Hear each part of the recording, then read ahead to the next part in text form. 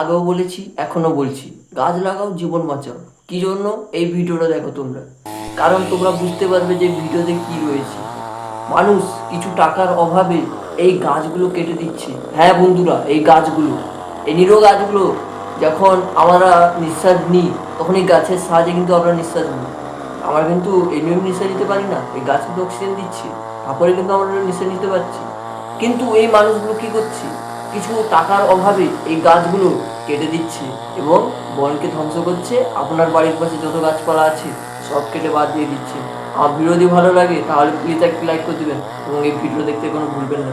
তো চলো ভিডিওটা শুরু করা যাক, বেশি কোনো কথা বলবো না।